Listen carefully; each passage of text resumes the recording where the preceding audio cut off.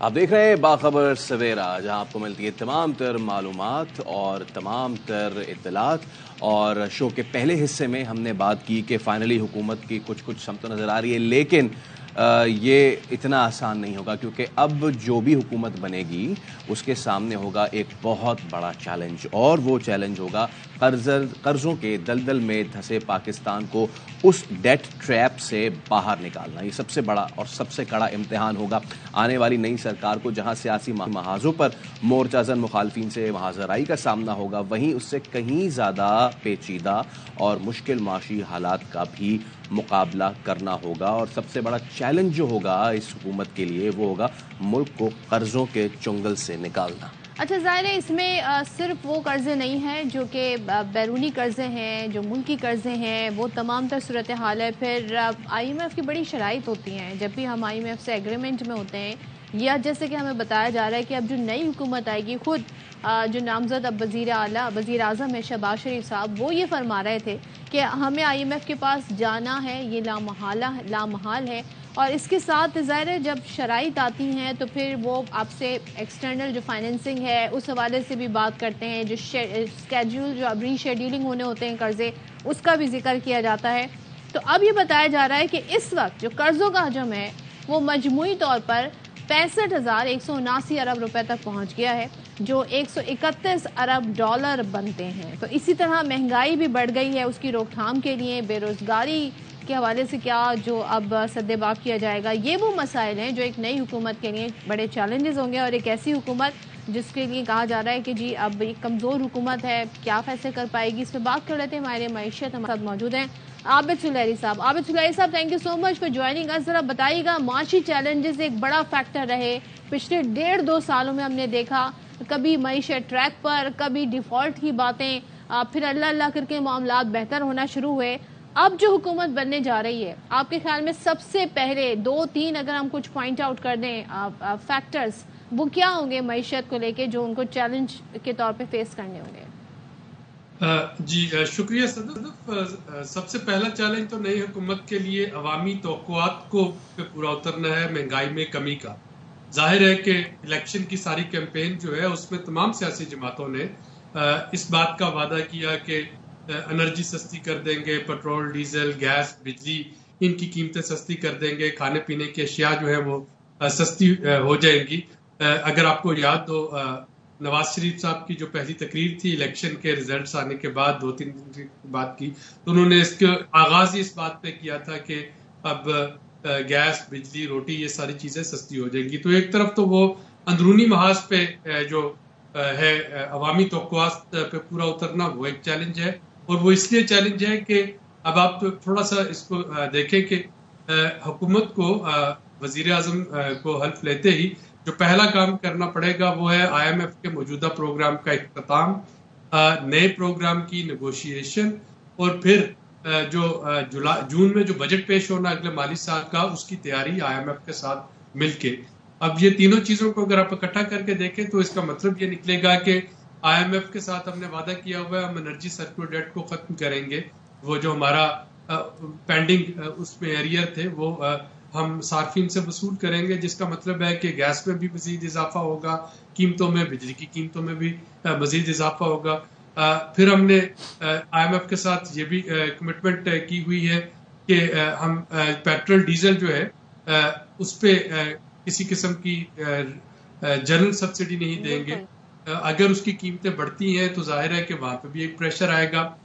پھر I am F کے ساتھ ہم یہ بھی ہمیں کرنا پڑے گا کہ ہم امپورٹس پہ پابندی جو ہے وہ ختم کریں، اور جو ڈالر کی موومنٹ ہے لیگل باہر بھجوانا، اس میں بھی آسانیاں پیدا کریں، جس کا مطلب ہوگا کہ ڈالر کے جو ریزروز ہیں ان پہ پریشر آئے گا. تو یہ دو چیزیں جو ہیں یہ میچ نہیں کرتی آپس میں، عوامی توقعات پہ پورا اترنا اور یہ ساری چیزیں. اور پھر سب سے بڑھ کے جو اس وقت قرضوں کی ادائیگی کا جو میکنزم ہے پچھلے چند سالوں سے، وہ یہ ہے کہ کیونکہ ہمارے سود اور جو قرض ہیں وہ وفاقی حکومت کی ٹوٹل آمدنی سے بھی زیادہ بڑھ گئے ہیں، تو ہمیں مزید قرضے لینے ہوتے ہیں تاکہ ہم جو پچھلے قرضے لوٹا سکیں. اور یہ مزید قرضے تبھی ملتے ہیں جب ہم آئی ایم ایف کے پروگرام میں ہوں. تو ایک تو اس لیے آئی ایم ایف کے پروگرام میں رہنا انتہائی ضروری ہے. دوسرا جو چائنا اور سعودی عرب کے ساتھ جو ہمارے ڈپازٹس کا جو رول اوور ہوتا ہے وہ ڈپینڈ کرتا ہے کہ ہمارا سیاسی استحکام کتنا ہے، کیونکہ دوست ممالک جو بائی لیٹرل ہے وہ حکومتوں کو ابلائج کرتے ہیں، وہ کسی خاص شخصیت کو ابلائج نہیں کرتے، اور اگر ان کو یہ لگے کہ حکومت جو ہے اس میں سیاسی استحکام نہیں تو وہ اپنا ڈیسیژن تھوڑا سا لیٹ کر دیتے ہیں.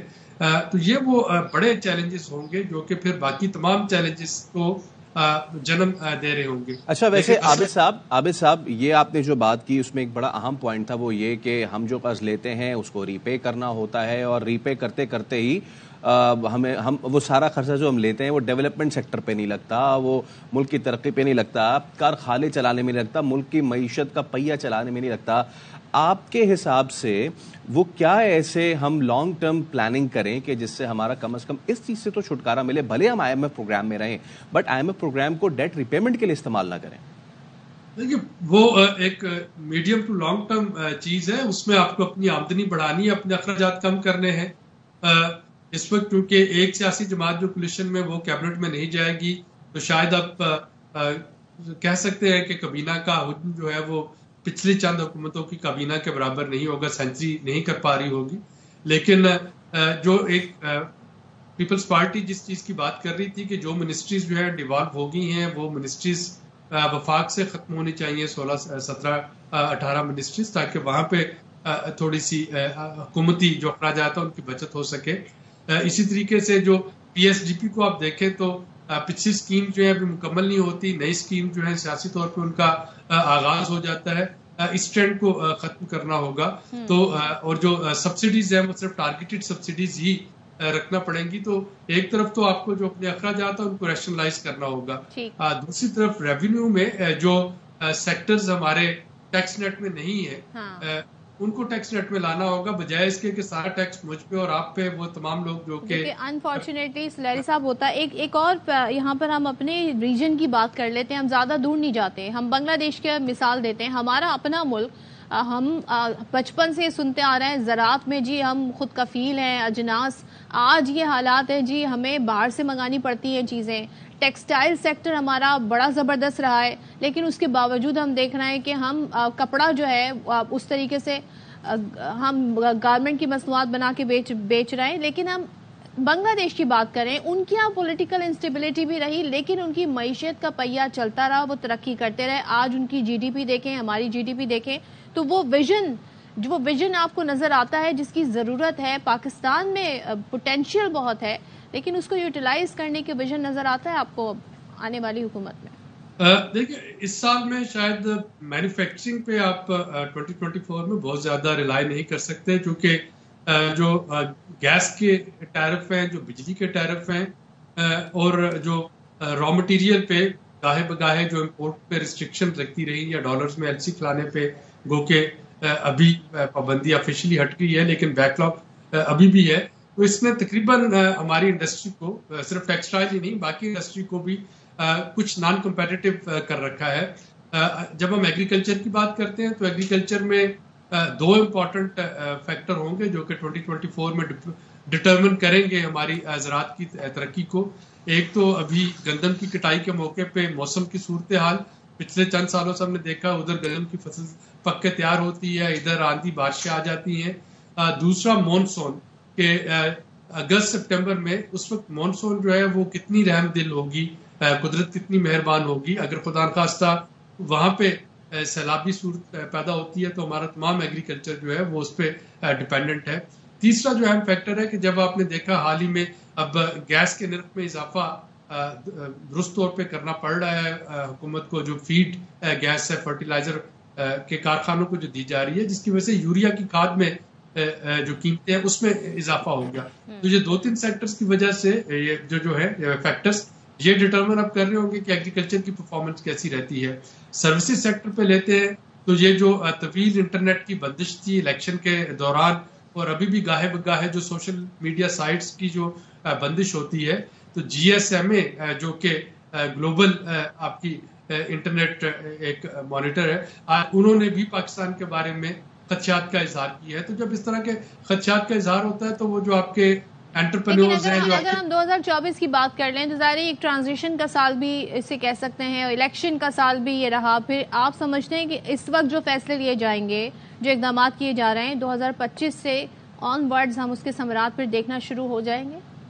देखिए, इस पे जो असल चीज अब करने की है, और हमने देखा कि एक स्टैट्यूटरी बॉडी के तौर पे SIFC मौजूद है। SIFC की मेंबरशिप को एक्सपेंड करने की जरूरत है कि वहां पे एपिक कमेटी में लीडर ऑफ अपोजिशन को भी उसका बाकायदा मेंबर बनाया जाए। तो जब हम कहते हैं कि एपिक्स कमेटी में वजीर आजम भी हैं, वहां पे अस्करी क्यादत भी है, तो वहां पे लीडर ऑफ अपोजिशन को भी होना चाहिए। और उन सबके सामने जहाँ, जैसा कि हम देख चुके हैं कि पिछले चंद माह में SIFC के सामने तमाम मुआशी मसाइल जो है वो उन पर ट्रांसपेरेंट डिस्कशन होती है, वहां पे एक कलेक्टिव विजडम पे फैसला होता है और फिर उसको इम्प्लीमेंट करवाया जाता है, उसका फॉलो अप किया जाता है। तो राइट नाउ जो एक बेहतर अप्रोच होनी चाहिए, क्योंकि कोई एक सियासी जमात, कोई एक हुकूमत, कोई एक अदारा इन मुआशी चैलेंजेस से तनहा नहीं निपट सकता जब तक कि उसमें एक कलेक्टिव विजडम ना आए। तो मेरी तजवीज़ होगी कि इसको SIFC को जो ही हमारे मेंबरान कौमी असेंबली अपना हल्फ उठा लें, मसाजी मुकम्मल हो जाए, तो उसमें लीडर ऑफ अपोजिशन को एज ए मेंबर बुलाएं, ताकि अपोजिशन से सुना जा सके कि उनके पास ऑल्टरनेटिव सजेशंस उनके पास ऑल्टरनेट क्या है। जब आप तनकीद करते हैं तो फिर आपको कोई ऑल्टरनेट भी देना चाहिए। Thank you so much Abid Sulehri साहब।